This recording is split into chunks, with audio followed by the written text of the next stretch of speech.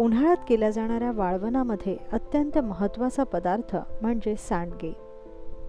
सांडगे घरी कसे बनवायचे हे तर आपण मागच्या व्हिडिओत शिकलोय, पण आज आपण बघूया सांडग्याची भाजी बनवायची पारंपरिक विधी.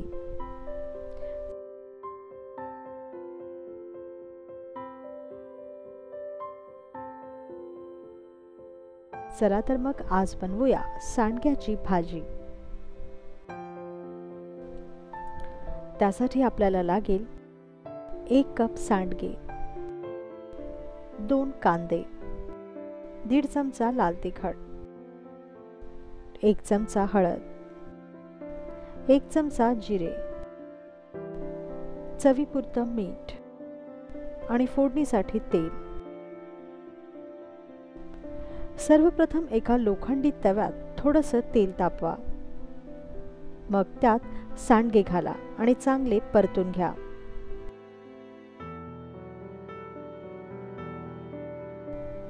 सांडगे तेलावर चांगले भाजले की मग ते काढून खलबत्त्यात घ्या व त्याला कुटा. सांडग्याचा जाडा भरडा कूट तयार करा.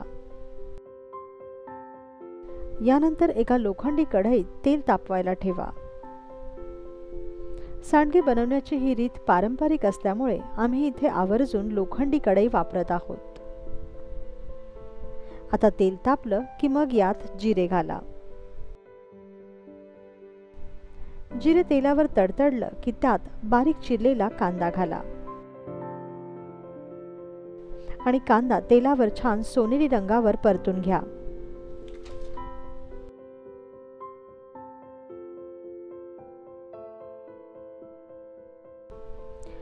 कांदा भाजत आला की मग यात हळद घाला. नंतर यात सांडग्याचा आपण तयार केलेला कूट घाला. तेलावर कांदा व सांडग्याचं हे मिश्रण चांगलं परतून घ्या.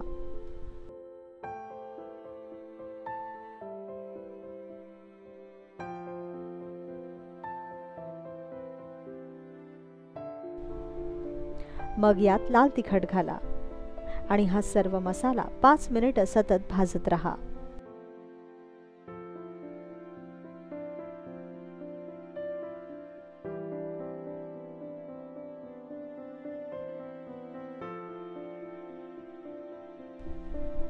सर्वात शेवटी उकळलेलं गरम पाणी यात घाला आणि सांडगे शिजू द्या.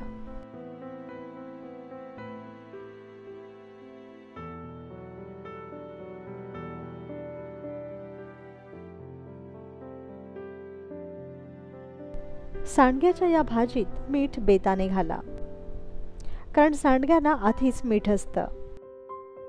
साधारणतः 10 मिनिटात शिजून तयार होईल चटपटीत झणझणीत सांडग्याची भाजी. उन्हाळ्याच्या ऋतूत बऱ्याचदा भाज्या उपलब्ध होत नाहीत. अशा वेळेस हा चटपटीत सांडगा तुमच्या जिभेचे चोचले पुरवेल एवढं मात्र नक्की.